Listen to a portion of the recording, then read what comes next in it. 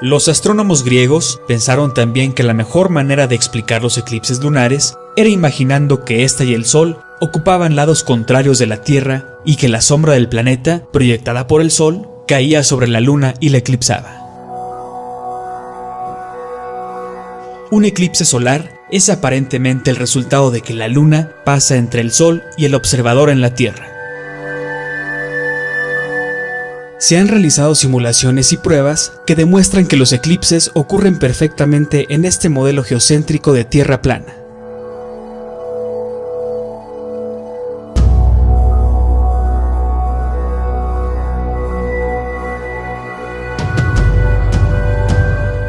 Pero aún hoy nos preguntamos, ¿es la Luna realmente la que tapa al Sol?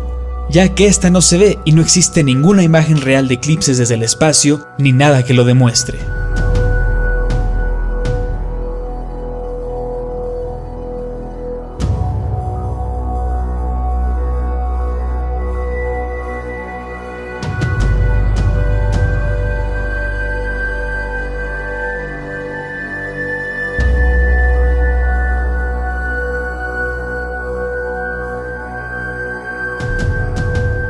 Un eclipse de luna surge de una sombra de la Tierra, pero es una afirmación que no está realmente comprobada. Esto se puede escuchar algo extraño, pero vamos a ver el porqué, desde la perspectiva terraplanista. Durante la luna llena, se puede ver cómo todo el disco brilla intensamente, un efecto que desde una superficie esférica es imposible. Si la superficie de la Luna fuera opaca y terrosa, en lugar de pulida como un espejo, podría verse simplemente iluminada como una pared, o como la cara de una roca arenisca distante, pero no podría brillar intensamente desde todas las partes como la Luna lo hace. Vamos a ver 4 factores importantes para saber la verdadera topografía o forma de la Luna. El factor de conformación. Una sombra siempre se moverá naturalmente por diferentes tipos de superficie. La sombra siempre tomará la forma que tenga la superficie o el área, revelando la verdadera forma de un objeto.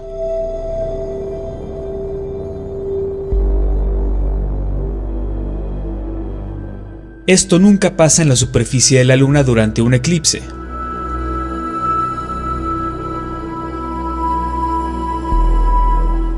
El factor de difusión de sombra.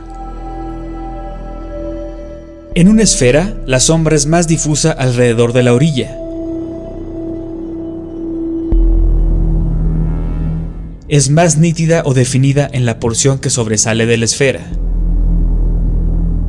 Esto es porque entre más cercana esté la sombra de la fuente de luz, más definidas serán sus orillas, y entre más lejana esté la fuente de luz de la sombra en la superficie, más larga o difusa se volverá.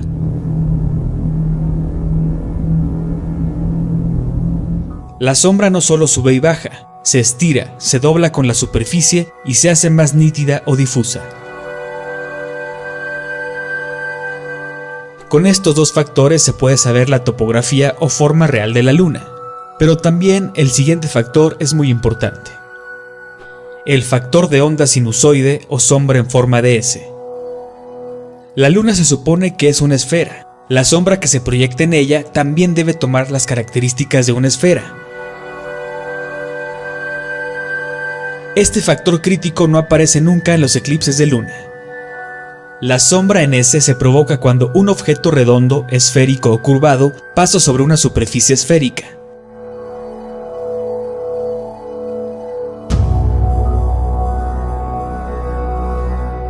Mientras la sombra se mueve sobre la esfera, ésta se va adaptando alrededor de su curva. La sombra tomará el contorno esférico y seguirá siempre las orillas cercanas debido a la perspectiva. La sombra tomará la forma hasta que alcance el punto más alto.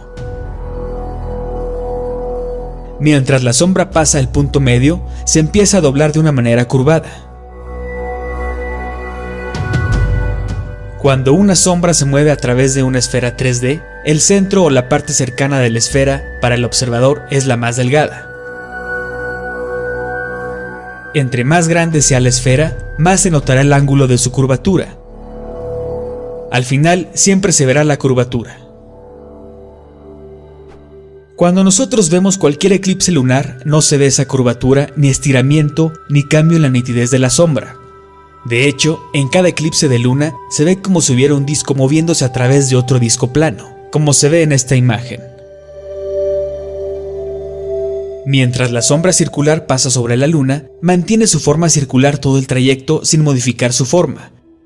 No se estira, no se distorsiona, no se ve la S, ni se hace más nítida. Estos factores son suficientes para ver que la luna no es esférica.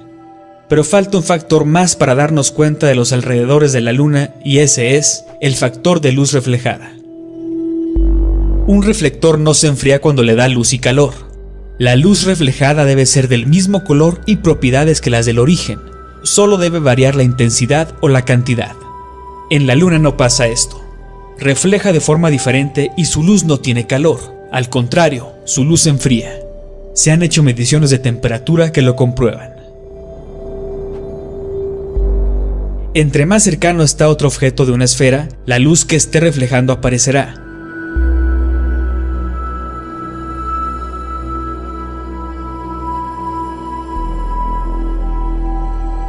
Durante un eclipse, nos dicen que la luna está reflejando la luz de la Tierra, pero ¿la Tierra refleja luz a la luna? Si eso fuera cierto, entonces no existiría la fase de luna nueva, que es cuando la luna no se ve y desaparece. Si la luna estuviera en la oscuridad total, entonces debería ser iluminada por la Tierra, porque es cuando supuestamente está más cerca, pero eso claro que no sucede. Entonces, las observaciones y experimentos llevan a la conclusión de que la luna brilla con luz propia. No es un reflector de la luz del sol, sino absolutamente autoluminosa. Se ha demostrado que la Tierra no tiene movimiento orbital ni axial, y por lo tanto, nunca podrá interponerse entre el Sol y la Luna. Según las pruebas de la Tierra, vivimos en un plano, siempre debajo del Sol y la Luna. Por lo tanto, hablar de su intercepción con la luz del Sol y proyectar su propia sombra en la Luna es físicamente imposible. Además de las dificultades o incompatibilidades anteriores, hay muchos casos que registraron que el Sol y la Luna se eclipsaron cuando ambos estaban sobre el horizonte, sin estar alineados con la Tierra. Esto ha ocurrido en distintas fechas a lo largo de la historia, fenómenos que fueron registrados por astrónomos y observadores. Lo anterior no cuadra entonces con la idea de que un eclipse de luna surge de una sombra de la Tierra. Astrónomos en el pasado han llegado a la conclusión de que hay al menos un cuerpo no luminoso de magnitud considerable que está conectado como un satélite a esta Tierra, y existen lunas invisibles en el firmamento. Este satélite se llama el objeto sombra o antimoon, lo que hace posible los eclipses solo cuando los tres cuerpos, Sol, objeto y Luna, están alineados y cuando la Luna cruza el plano orbital del Sol, a un punto llamado el nodo. Entonces, un eclipse lunar ocurre cuando este cuerpo oscuro, no luminoso, pasa ante la Luna, o entre la superficie de la Luna y el observador en la superficie de la Tierra.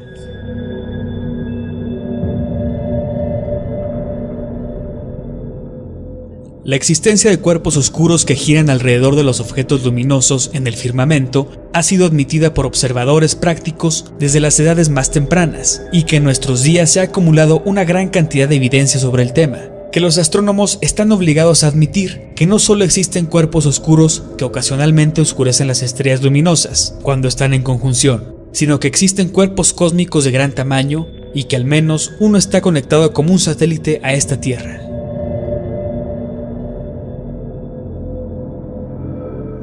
Muchas personas que no están familiarizadas con los métodos para calcular eclipses y otros fenómenos tienden a considerar tales cálculos como argumentos poderosos a favor de la doctrina de la Tierra esférica y la filosofía newtoniana en general, pero no tienen nada que ver.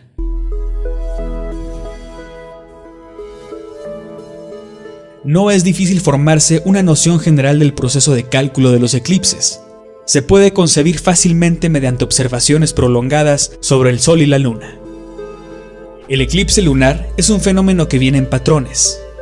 Al estudiar estos patrones es posible predecir cuándo ocurrirá el próximo tránsito o eclipse.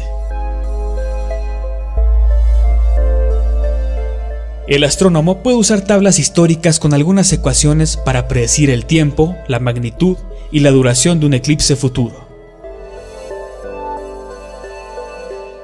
Esto tampoco se aplica solo al eclipse. Todos los fenómenos recurrentes como los tránsitos de los planetas, las ocultaciones de cuerpos y la precisión de los caminos a través del cielo son predecibles solo porque son fenómenos que vienen en patrones. Los astrónomos predicen eventos celestiales estudiando los patrones y calculando cuándo ocurrirá el siguiente. En realidad, la NASA admite libremente que usan tablas de ciclos antiguos para sus predicciones de eclipses. El ciclo de Saros y esos antiguos y abatidos métodos que simplemente miran los patrones pasados en el cielo para predecir el siguiente es precisamente cómo los teóricos modernos predicen el eclipse lunar hoy en día. Las tablas de los lugares del Sol y la Luna, de los eclipses y de los fenómenos afines han existido durante miles de años y se formaron de forma independiente entre sí, por los caldeanos, babilonios, egipcios, hindúes, chinos y otros antiguos astrónomos. La ciencia moderna no ha tenido nada que ver en esto, más allá de hacerlos un poco más exactos, promediando y reduciendo los errores fraccionarios que un periodo de observación más largo ha detectado. Pero esas predicciones no contribuyen a nuestro conocimiento de las causas de los eclipses y no nos permiten predecir nada que no haya ocurrido cientos de veces.